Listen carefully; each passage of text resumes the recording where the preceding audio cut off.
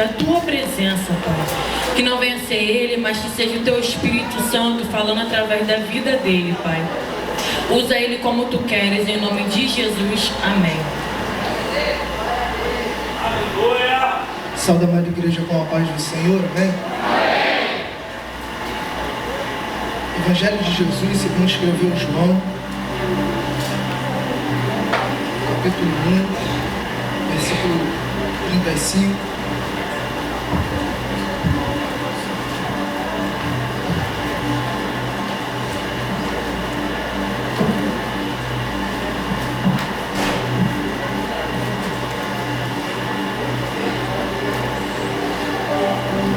Evangelho de Jesus, segundo escreveu João, capítulo de número 1, versículo 35.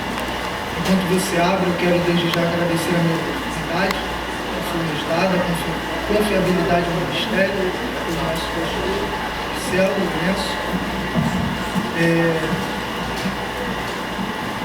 Digo que fico meio nas mãos de Deus, porque temos aqui grandes teólogos, ministros da palavra de Deus, mas creio que Deus, não por aquilo que eu sou, não por aquilo que eu tenho, mas pela graça dele, ele me usará para poder transmitir aquilo que ele colocou no meu coração.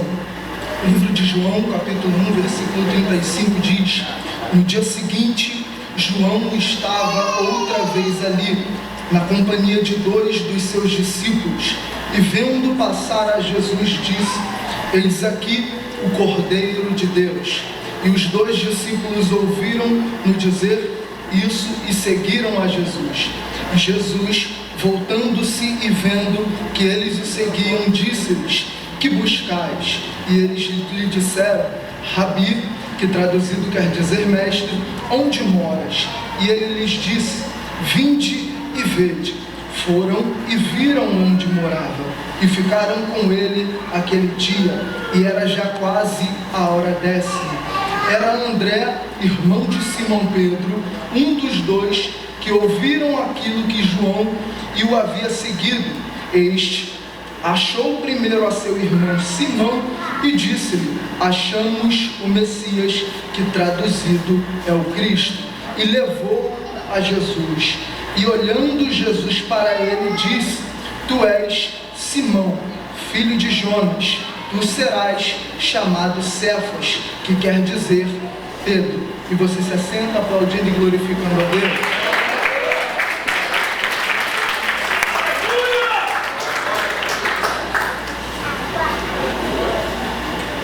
A minha retaguarda tem o nosso diretor de ensino, pastor Paulo Mendes, um grande ministro, eximio pregador e ensinador da palavra, na qual sou muito grato por todos os ensinamentos que nos passa no seminário teológico.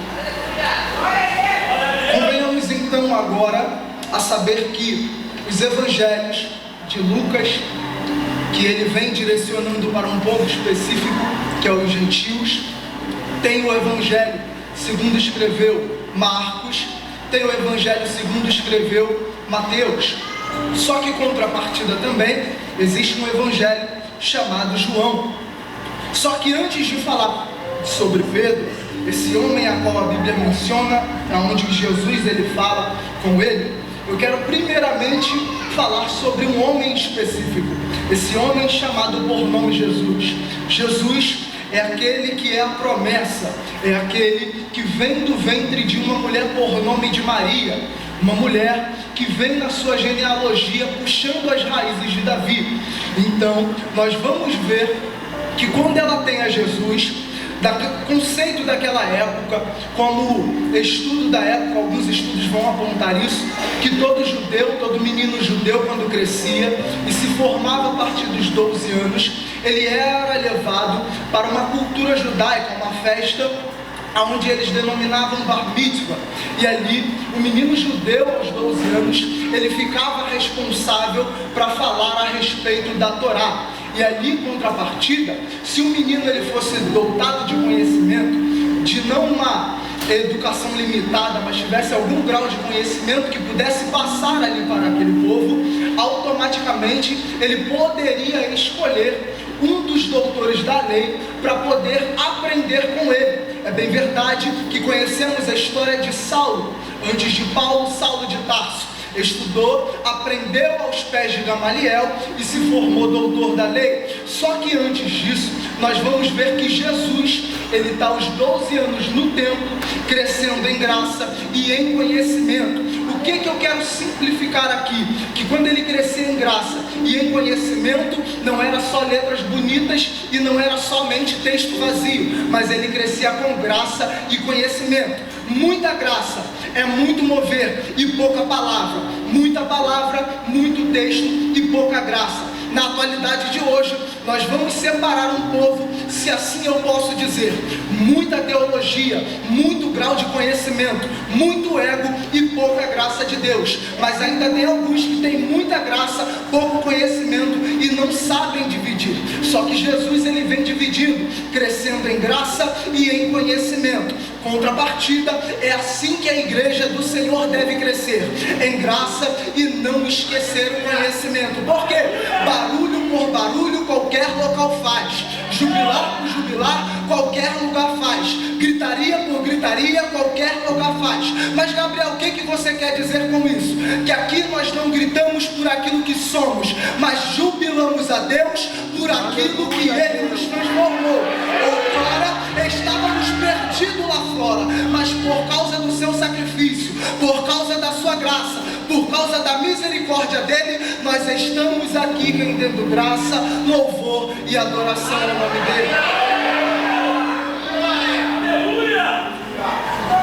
Só que Paulo, ele senta com o doutor para aprender com o doutor. A Bíblia vai dizer que Jesus, ele ensinava e respondia aos doutores da lei.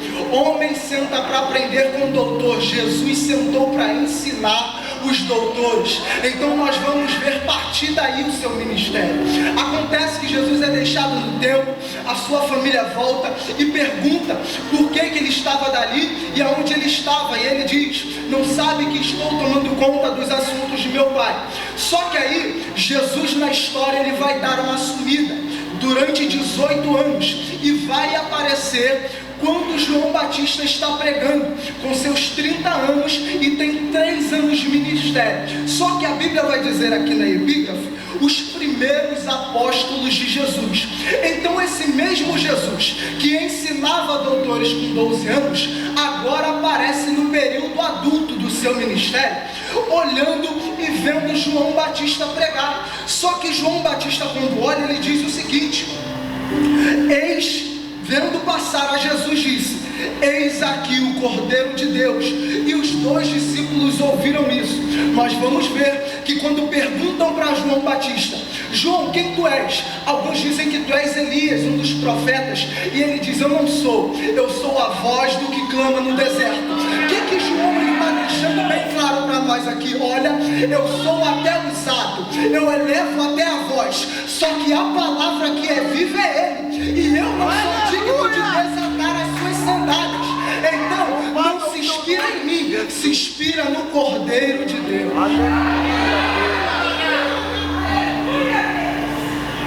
E aí ele passa, alguns discípulos de João olham, um dos que estão ouvindo a pregação e o ato de João Batista é André, irmão de Pedro.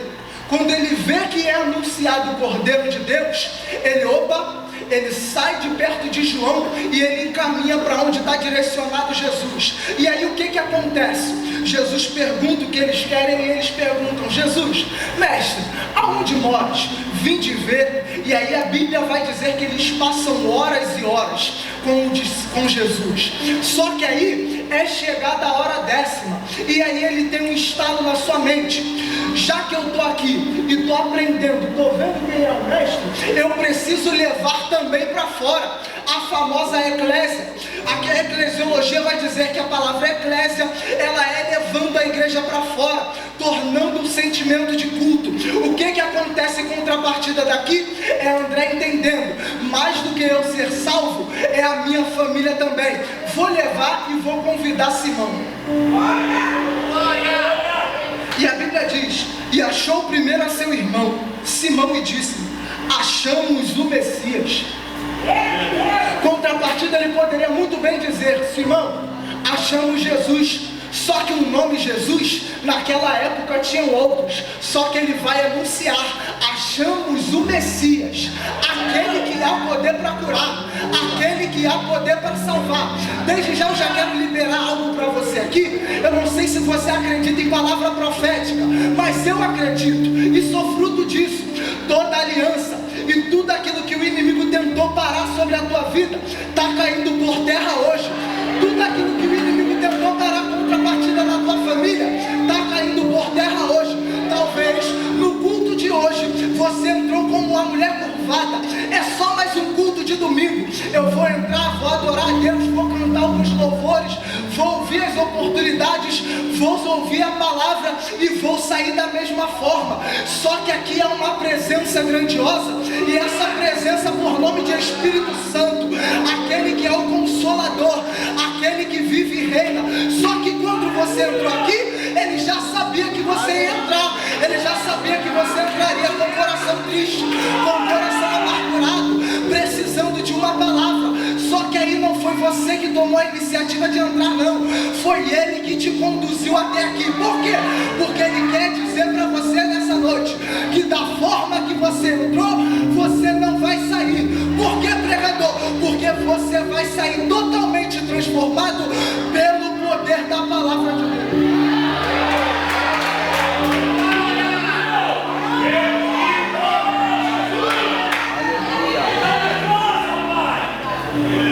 Ele leva Simão até Jesus. Só que chegando lá, a Bíblia diz, olhando Jesus para ele, diz: tu és Simão, filho de Jonas, tu serás chamado Cefas, que quer dizer Pedro. Só que aí eu fiquei me perguntando o porquê de Jesus ele chegar para Pedro e dizer que ele é Cefas. O original do seu nome em aramaico, que quer dizer Kefá, que do grego traduzido quer dizer Petros. E eu vou te explicar o porquê. Quando Jesus ele está anunciando Pedro qual é o seu nome, ele também está relatando isso, conversa minha com Deus, uma visão minha. Ele está relatando para Pedro qual era o nome de Pedro e qual o seu significado. O nome de Simão, significado, ouvinte, aquele que ouve. Então, em contrapartida, podemos entender que quando o André chama Pedro, ele ouve aquilo que André queria parar para falar com ele e vai até Jesus. Só que aí me fiquei intrigado com a palavra Cefas, que quer dizer Kefá, do aramaico e grego Petros. Petros é Pedro. E aí, Petros, ao diferente de Petra, ele traz do substantivo ali, deriva da sua palavra a denominação rocha. Então o que eu entendi? Que quando Jesus olha para Pedro, nos versículos posteriores, e vai olhar para Pedro e vai dizer: Pedro, sobre esta rocha edificarei a minha igreja, e as portas do inferno não prevalecerão contra ela. Eu fiquei me perguntando e pensei: será que Jesus estava falando de Pedro? Por quê? Pedro, um cara impossível, comportamento e temperamento inconstante, iletrado, uma má educação, forte sotaque do aramaico e do grego. Um homem de origem simples, não tinha muito o que oferecer. Um pescador simples daquela época, um típico homem do campo, pessoa direta e sem papa na língua, pouco saber e educação limitada, talvez até desacreditado pela sociedade. Só que aí Jesus falou ao meu coração o seguinte: tá vendo por quê, Gabriel? Tem muitas pessoas que entram na igreja e não saem da mesma maneira, saem transformadas, porque quando elas entram acreditando somente na suficiência delas, é onde eu entro para fazer aquilo que eu tenho para fazer. Porque a sociedade te julga, a sociedade te aponta, a sociedade te denigre. Só que Deus está olhando para você e está dizendo: se tu tem parte comigo, tu é filho meu. Se tu entra aqui e aceita a minha palavra, me recebe como Salvador, eu entro para transformar a tua vida. Só que nós entramos aqui nessa noite para cultuar e estamos cultuando. O culto em unidade, prestado no individual. Prestamos juntos, mas no individual. Talvez você vai sair de um culto como esse de domingo dizendo que a palavra foi fria, que o culto foi foi fria, a oportunidade você não gostou, o louvor você não gostou, só que o culto que você prestou que foi frio, o culto que a Cadipoc aqui da Cesário de Melo está prestando em conjunto, está chegando até o altar, está chegando até o trono de Deus. E aí vai a pergunta: Gabriel, se Deus é Deus, aonde Ele está? No mesmo lugar que Ele sempre teve. Só que precisamos entender que Jesus, quando Ele veio na terra, Ele abriu mão da sua glória chamada Kenosis. O ato do alto se esvaziar, Ele abre mão da sua glória, desce como 100% homem, Ele desce como 100% Deus, mas Ele não usa o seu lado da divindade. Ele sofreu como nós, Ele viveu aqui como nós, e a nossa desculpa é que está difícil, a nossa desculpa é que nós não conseguimos. Só que Ele vai dizer o seguinte: ei, aquele que vier após mim, negue-se a si mesmo, tome a tua cruz e siga-me. A recompensa do adorador, a recompensa do servo não é na terra, a recompensa é no céu. Não espere dos homens, não espere da igreja, não espere do povo, espere em Deus. Billy Graham, ele vai dizer: a salvação é de graça, mas precisamos viver todos os dias em santidade.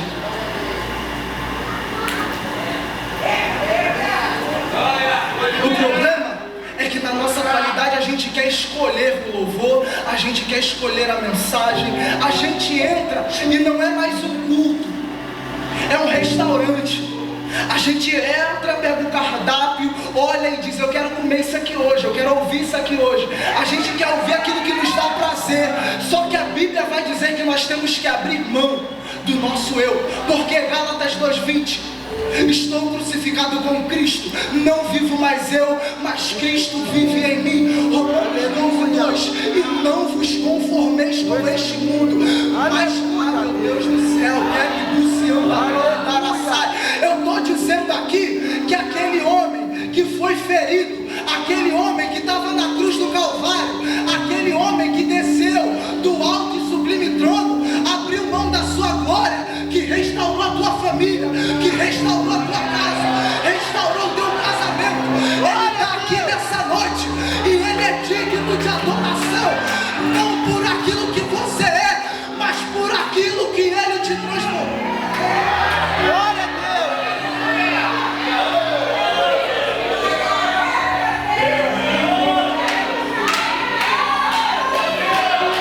Eu vou deixar você adorar, sabe por quê? Porque em algumas igrejas por aí você não dava glória a Deus, você não dava aleluia. Quando estava lá fora você perdia a noite virada no bar. Só que Deus, Ele te viu naquele bar, rapaz. Deus te viu dentro daquele pagode, Deus te viu dentro daquela balada, jovem. Deus te viu, mulher, levando aquela vida errônea.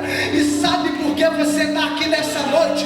Porque o sangue dele te lavou, o sangue dele te remiu, porque a palavra dele, que é viva, eficaz e mais penetrante do que qualquer espada, ela entrou sobre o teu coração e fez. Aleluia!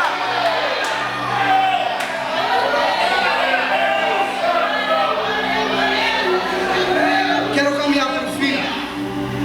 A Bíblia vai dizer que ele leva até Jesus, Jesus chama ele de Cefas, e aí vem o derivado da palavra rocha. Petros é derivado da palavra rocha, e não rocha derivado da palavra pedra. O que eu entendo com isso? Que não é Cristo que é derivado de Pedro, é Pedro que é derivado da rocha, que é Cristo Jesus. Então, o que eu quero liberar para nós aqui nessa noite? É que quando nós estamos aflitos, presunçosos, querendo a resposta, ansiosos, preocupados, Deus está olhando para a nossa vida e está dizendo o seguinte: ei, meu filho, não sabe que eu sou o Senhor da tua causa, eu sou o Senhor da tua vida. Controle. Na outrora, talvez você ficava no controle de tudo, só que se eu deixar você no controle de tudo, como é que eu vou te surpreender, Diácono Wagner? Como é que eu vou chegar para fazer se você quer tudo cronometrado? Vai ter horas que a gente vai perder o sono, tem horas que a conta não vai que Cristo está olhando para a gente e está dizendo o seguinte: se eu sou aquilo que você prega, se eu sou aquilo que você canta, por que não deposita a tua fé em mim? Por que não andeis ansiosos com coisa alguma? Não os preocupeis com o dia da manhã. Ele continua sendo o Senhor das nossas vidas. Aleluia! Voltando para o texto, me peguei pensando e perguntei: mas Deus, tudo bem, Pedro é derivado da rocha que é o Senhor. Pois bem, acredito e não nego isso. Só que o que o Senhor quer que eu passe para a tua igreja? E aí ele me disse ao meu coração o seguinte: diga para ela que quando eu chamo Simão de aquele que ouve, ou ouvinte, e depois eu digo para Pedro que ele é Cefas, eu estou dizendo sobre o futuro dele. Peraí, se Pedro era impossível nas suas palavras, era um homem que a gente olhava e não via futuro, a gente até julga por ele ter negado Jesus. E se ele era tudo isso, por que ele vai crescer lá na frente? Porque quando Deus ele te escolheu, quando Deus ele te viu no teu passado, mas ele não se preocupou. Ele te viu no presente de hoje, mas ele não se preocupou. Porque ele sabe qual é o teu futuro nas mãos dele. Tu não pegou essa visão? Ele olhou para você no passado e disse: esse daqui vai ser um presbítero da minha casa, esse daqui vai ser um pastor da minha casa. Talvez tanto a sua mulher te cobriu em oração para que você entrasse para a igreja, e hoje você está aí adorando e exaltando ao nome de Jesus. Eu não sei se você acredita em palavra profética, mas eu quero liberar mais uma para a tua vida. Por quê, Gabriel? Porque teve um dia que, quando eu estava afastado alguns anos atrás, teve uma vez que eu ouvi uma pregação a esses dias e me recordei que quando existia aquelas mulheres do círculo de oração, aquelas mulheres do coque, que pouco fala, que não é muito letrada, que não tem muito conhecimento, só que quando ora o céu desce, quando ora o Yeshua se apresente, quando ela ora o céu move a terra. E aí eu me peguei pensando: por quê? Porque eu ainda acredito na geração de hoje e nas mulheres da mesa de consagração. Por quê? Teve um dia que eu entrei na minha casa totalmente bêbado, e quando eu entrei no banheiro eu ouvi a oração da minha mãe dizendo assim: Deus, eu não sei onde o meu filho está, mas guarda ele naquele lugar. A minha roupa já foi para pedido de oração, então não caí aqui de paraquedas não. Eu estou dizendo para você e estou profetizando para a tua vida que, assim como aconteceu na minha casa, aconteceu na minha família, Deus ele tem poder para mudar e transformar a tua vida. Talvez você venha adorar sem sua esposa do lado, talvez você venha cultuar sem o seu marido do lado, talvez você venha cultuar sem os seus pais do lado, talvez você venha cultuar sem o teu filho do lado. Só que a Bíblia vai dizer que Deus, ele é Deus, e maior é o que está em nós do que o que está no mundo. É só o tempo de Deus pegar aquilo que ele já tem preparado e devolver na sua mão e entregar na sua mão. Então não pare. Eu sei que o tempo está difícil, eu sei que você ora e parece que Deus não te responde, eu sei que você busca e parece que Deus não faz, mas continue perseverando, porque ele é Deus e ele pode fazer todas as coisas. Aleluia!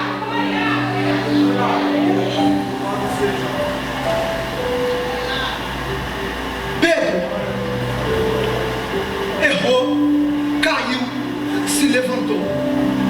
O cair é do homem, mas o levantar é de Deus. A gente erra, a gente peca, só que ao invés da gente continuar se mantendo firme e ajudar um ao outro, a gente prefere perder tempo apontando com aquele que caiu e aquele que pecou. Só que eu aprendi uma coisa: quem quer ser grande só anda com gente maior, e a atitude de pessoa grande não é perder tempo com fofoca, não é perder tempo com calúnia, não é perder tempo com difamação, mas ganhar almas para o reino, proclamar o reino de Deus na terra, anunciar o evangelho de Cristo Jesus. Sabe por quê? Contrapartida, os discípulos vão pegar se perguntando: quem é o maior de nós? E aí Jesus ele vai olhar e vai dizer: o maior é esta criança. Contrapartida depois, um papo bem sadio, se assim posso dizer, com os fariseus. Eles vão entrar para dentro do barco, e aí eles começam a se perguntar quem é que levou pão para dentro do barco, porque eles iam fazer uma viagem e tinham e precisavam levar alimento. Só que aí Jesus está vendo eles se perguntando, culpando a outro, André perguntando para Pedro, perguntando para João, e assim eles perguntando para os discípulos. Só que aí ele vai dizer: vocês estão preocupados com pão? O que eu fiz lá? Eu fiz sobrar cestos, eu multipliquei pães e peixes, e vocês ainda estão preocupados? Só que aí eu me peguei pensando, e aí ele vai dizer o seguinte: não caiam no fermento dos fariseus. Eu falei: ué, fermento? E aí fui buscar a simbologia bíblica, e aí ele, quando diz fermento, ele fala doutrina. Quando ele está falando sobre doutrina, ele está alertando a doutrina sobre o fermento dos judeus daquela época. Nós bem sabemos que quando eles trabalham, para eles não trabalhavam com fermento. Só que quando botavam fermento para poder fermentar um bolo ou um pão, o que deveria ser feito para fermentar o bolo daquela época?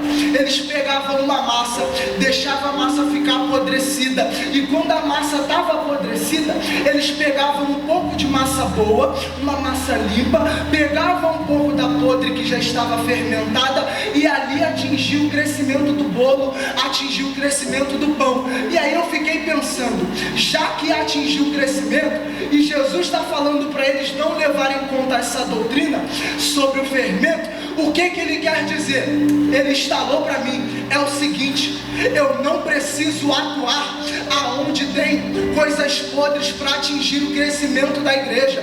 Eu sou o próprio crescimento. Você cresce por intermédio de mim, e se não for por mim, ninguém vai ao Pai. É o seguinte, o problema é que a geração que a gente vive, todo mundo quer aparecer, todo mundo quer estar no banner, todo mundo quer pregar, todo mundo quer cantar, todo mundo quer dizer que é que faz, mas na hora, Cristo é quem dá o crescimento, e não é por nós próprios. Que a outra visão bíblica é quando Pedro, ele está pescando e não consegue pescar nada. Jesus olhando para ali, ele vai entrar para dentro do barco de Pedro, e agora ele vai começar a pregar dali de dentro. Quando ele entra no barco de Pedro, e ele fala: Pedro, tem algo de comer? Não tem. Pescamos a noite toda e nada conseguimos pegar. Tá bom, joga a rede no outro lado. Jesus, eu estou dizendo que a gente tentou a noite toda e eu não consegui pegar. Sobre pregação o Senhor entende, sobre palavra o Senhor entende, mas cá para nós, eu sou pescador desde a minha mocidade. Eu tenho aqui outras famílias que trabalham comigo. De pesca eu entendo. Pedro está dizendo para Jesus: Jesus, aqui é para minha autossuficiência, aqui eu posso, aqui eu sei que o mar hoje não está para peixe. Só que aí ele vai pensar o seguinte: tudo bem, já que o Senhor fala para mim jogar, eu vou jogar a rede do outro lado. E o que acontece, igreja? As redes se rompiam de tanto peixe que tinha. Era Jesus mostrando mais uma vez para Pedro: Pedro, na tua autossuficiência, é aí onde eu te mostro que eu sou o Messias da tua vida. Aleluia! Já reparou que tem aquele dia que a conta não fecha, o cálculo não bate, você perde a noite, fica ansioso, fica preocupado, e no final dá tudo certo? É Deus olhando e dizendo: tem momentos na sua vida que eu vou precisar te surpreender. Tem momentos na sua vida que eu preciso te mostrar que sou eu que estou no controle.